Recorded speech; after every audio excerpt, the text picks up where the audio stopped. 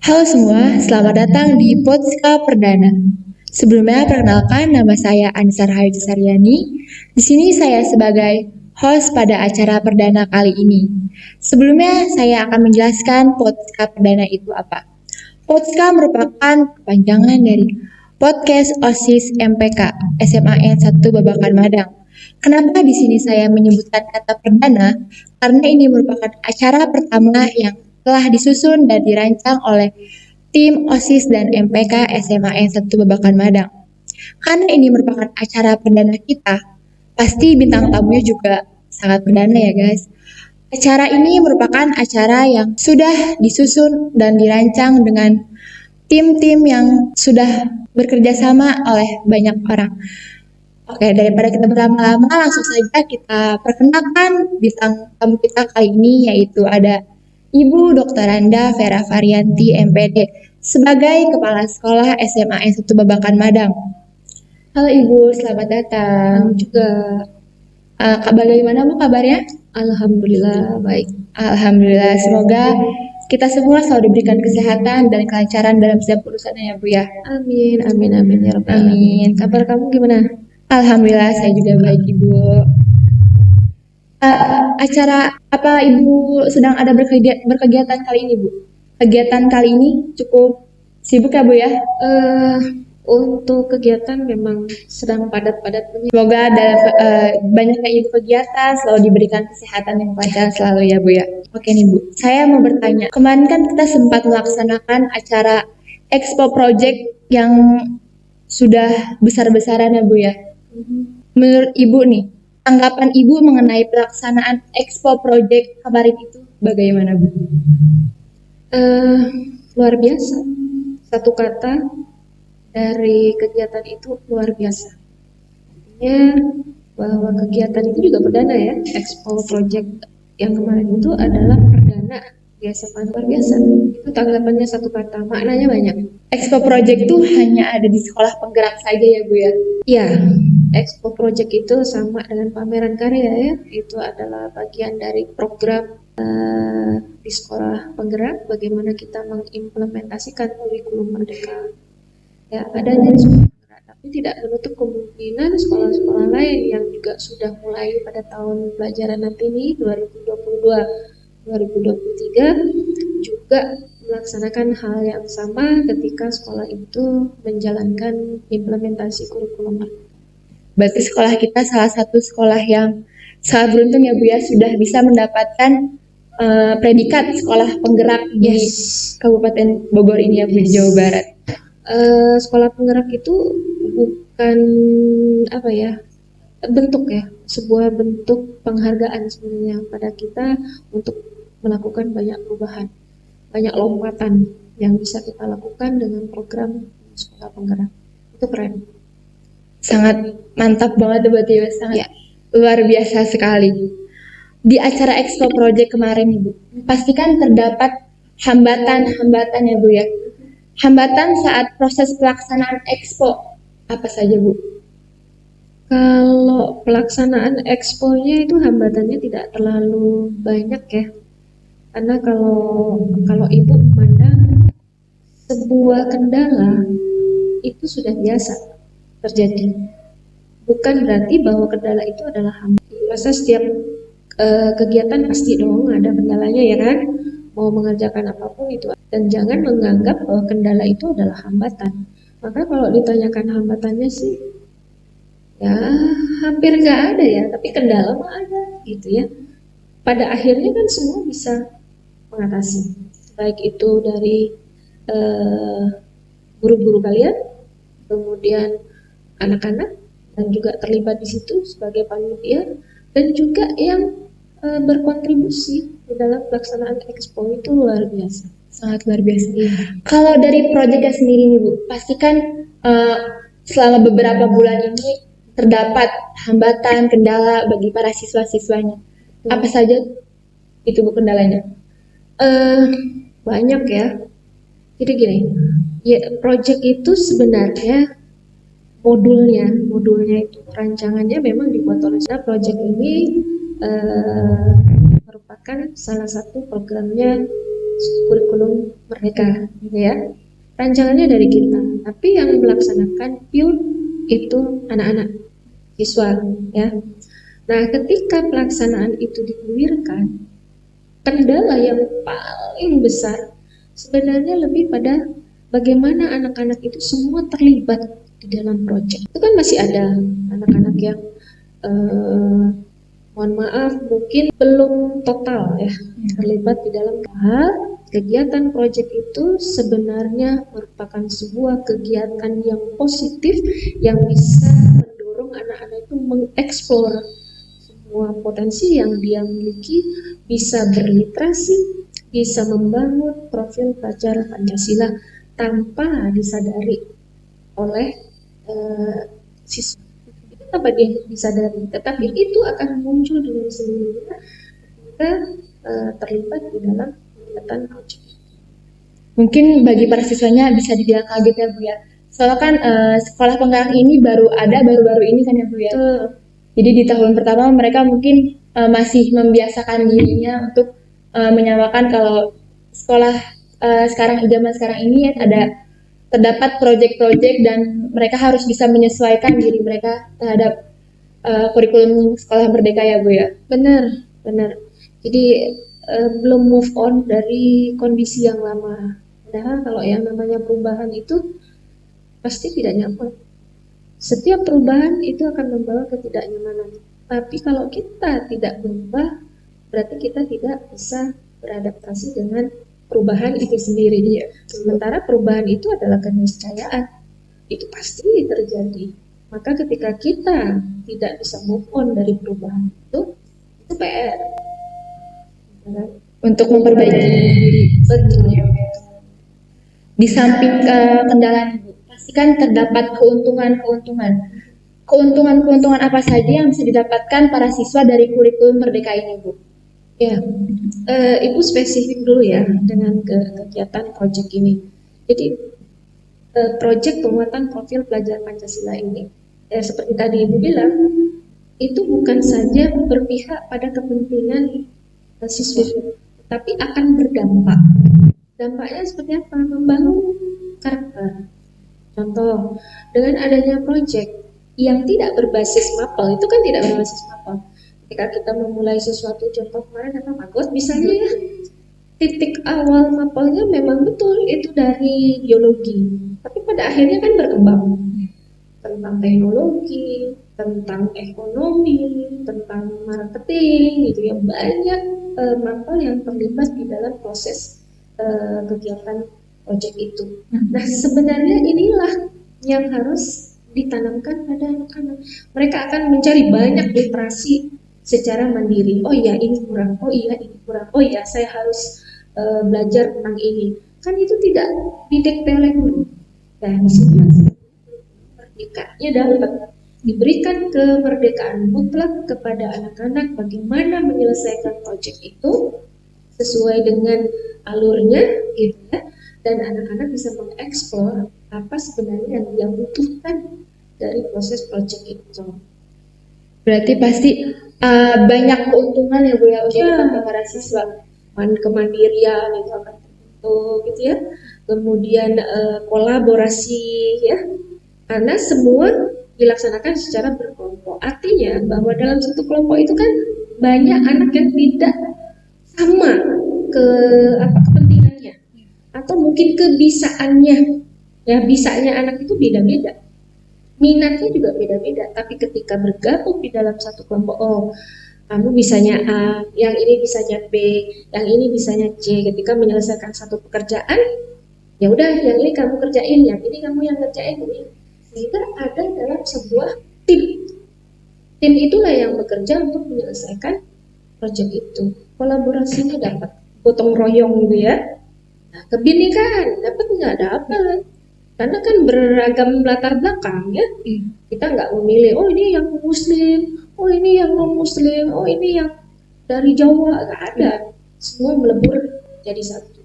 Dan banyak karakter-karakter lain yang bisa dibangun melalui kegiatan. Berarti dengan adanya kurikulum merdeka ini mereka bisa mengeksplor diri mereka. Mereka bisa lebih bersatu dengan banyak orang, bersosialisasi dengan banyak orang ya Bu ya. Betul.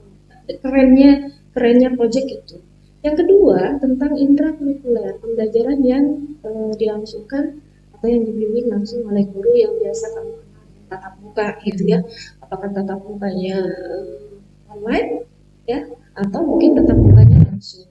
Dan itu juga berbeda. Mungkin kalian sudah merasakan bagaimana kalian berliterasi digital, ya kan? Banyak referensi-referensi yang sekarang sudah dituntut oleh guru untuk kalian bisa, ya kan? Itu salah satunya perubahan drastis yang harus kita lakukan karena ada intervensi dari program sekolah kita, yaitu digitalisasi sekolah. Sebenarnya kalaupun tidak diintervensi, itu harus beradaptasi dengan zaman, ya kan? Karena semakin berkembangnya zaman, teknologi semakin dibutuhkan sekali ya Bu ya. Iya, kalau kita nggak beradaptasi ya kekiles lah. Benar sekali.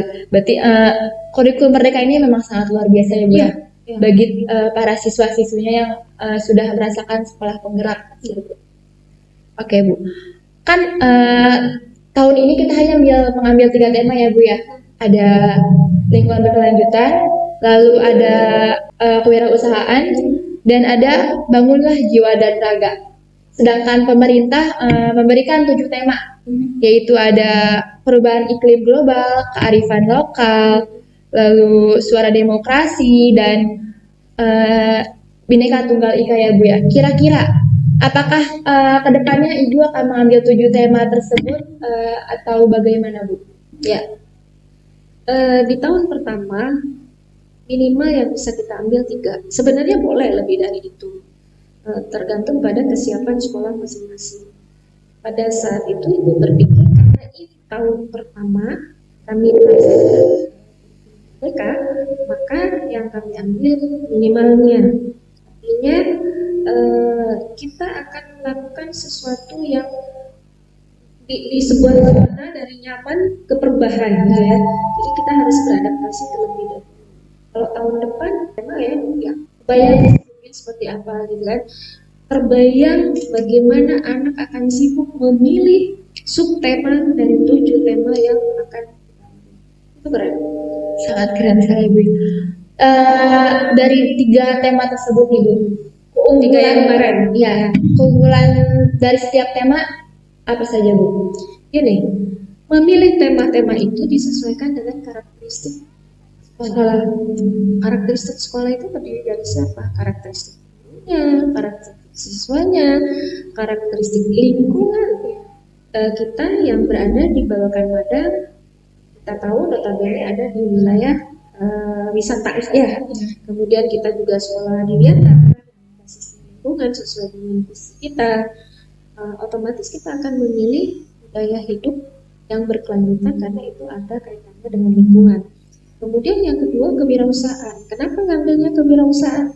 Kiri kanan kita banyak sekali sumber daya di sekolah atau lingkungan sekolah itu banyak potensi yang bisa kita kembangkan untuk menjadi salah satu sumber kewirausahaan.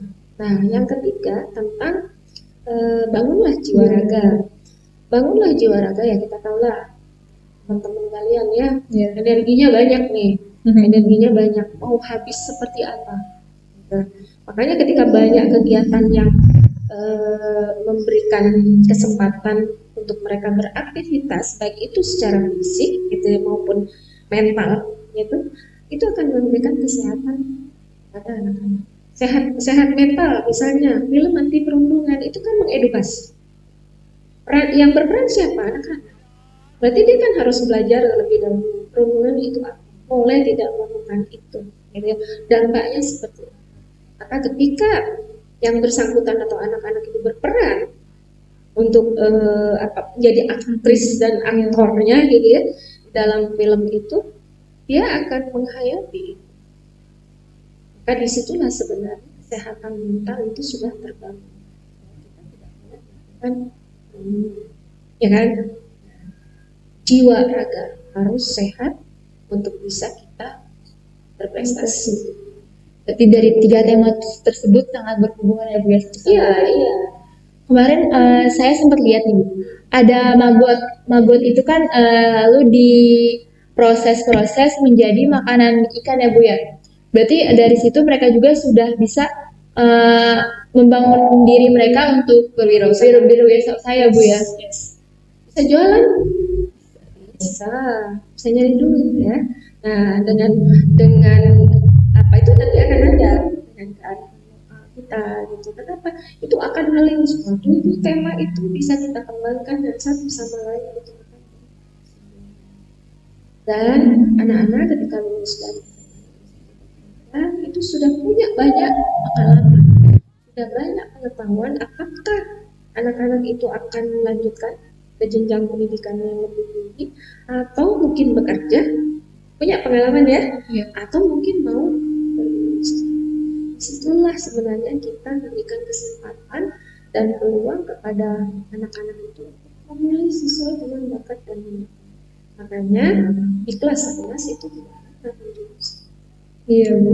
Sesuai Sangat dengan disayangkan ya Bu ya. Iya, keren. Sangat keren sekali.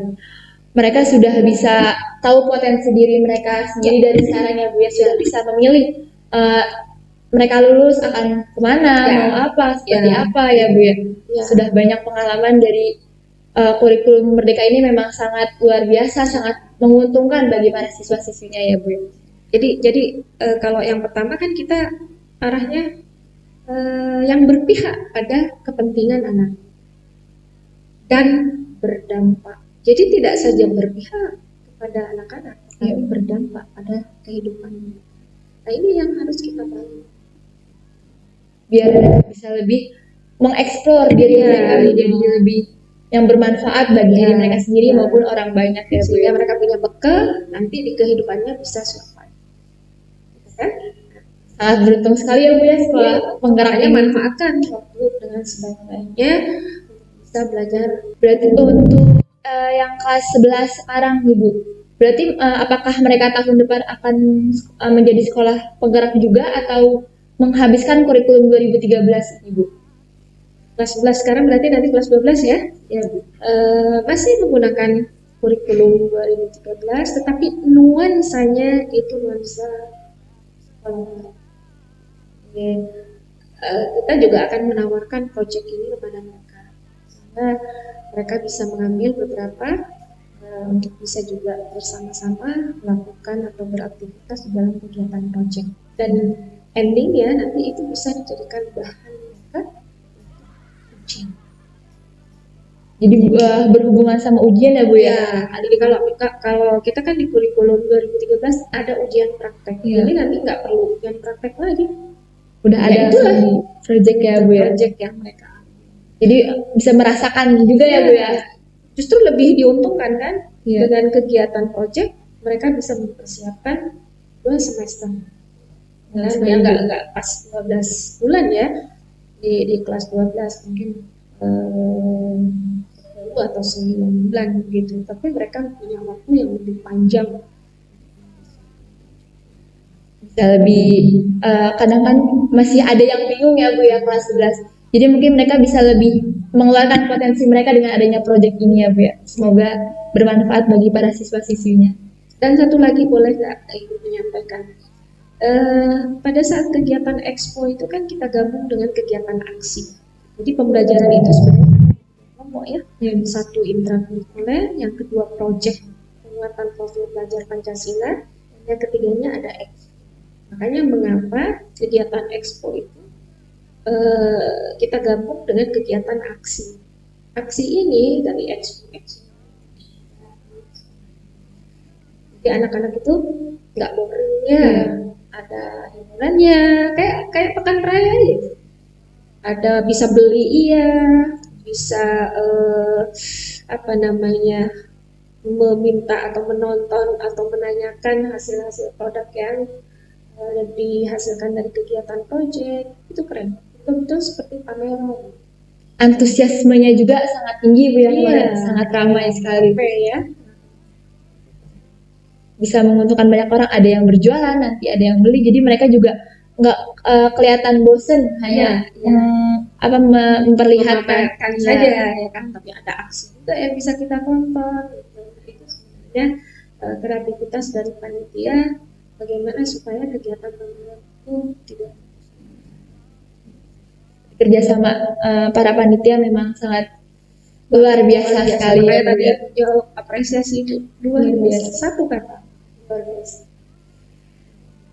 Harapan Ibu untuk sekolah penggerak ke depannya bagaimana, Bu? Yang namanya kalau sekolah penggerak itu kan sebenarnya mengimplementasikan kurikulumnya Kak ya. Harapan kita kualitas sumber daya manusia sekolah itu lebih meningkat. Siapa itu? Ya siswanya. Kalau gurunya bagus, siswanya juga akan bagus ya. Nah, hasil belajarnya juga pasti akan bagus. Nah, itu harapannya, bahwa tujuan kita untuk meningkatkan hasil belajar peserta didik itu akan terus meningkat, dan banyak bekal diberikan pada anak-anak siswa itu bisa dikembangkan oleh masing-masing ketika mereka lulus, sehingga bakat-bakat mereka tidak hanya dipendam sendiri, ya Bu, bisa mereka keluarkan, bisa mereka eksplor pada orang banyak ya Bu ya. Terakhir Ibu, harapan Ibu untuk Potska ini apa Bu? Potska, banyak. Ini kan sebuah organisasi ya. Nah, kalau organisasi tentu yang kita inginkan adalah kepemimpinan salah satunya, selain hal-hal yang lain, tapi yang lebih menonjol di situ adalah bagaimana anak-anak sekolah itu bisa mengorganisir semua kegiatan di sekolah ini, mengkoordinir juga, gitu ya, bersama-sama juga bisa dikembangkan itu. Kalau kita ini sekarang ada akreditasinya A, ya ke depan harus A, gitu kan. Rapor pendidikan kita juga harus meningkat. Salah satu kontribusi kita adalah anak-anak kita harus terus belajar bagaimana meningkatkan ilmu, karena ini organisasi, dan mudah-mudahan setelah punya pengalaman banyak akan menjadi pemimpin di masa depan. Amin. Kan itu ya? Iya Bu. Dengan punya banyak pengalaman, dengan punya kesempatan belajar yang banyak, pengalaman itu bisa dikembangkan sendiri, maka akan muncul kepemimpinan serta mereka bisa yang lain yang lebih besar. Terima kasih Bu untuk harapannya. Semoga dengan adanya Potska ini bisa memberikan para penonton banyak manfaat, banyak inspirasi, bisa memberikan informasi-informasi apa saja yang ada di SMA 1 Babakan Madang. Ya, keren ya. Ini adalah podcast pertama perdana, manfaatkan dengan baik, dan Ibu yakin kalian punya banyak potensi yang bisa dikembangkan, dan Ibu yakin kalian bisa sukses.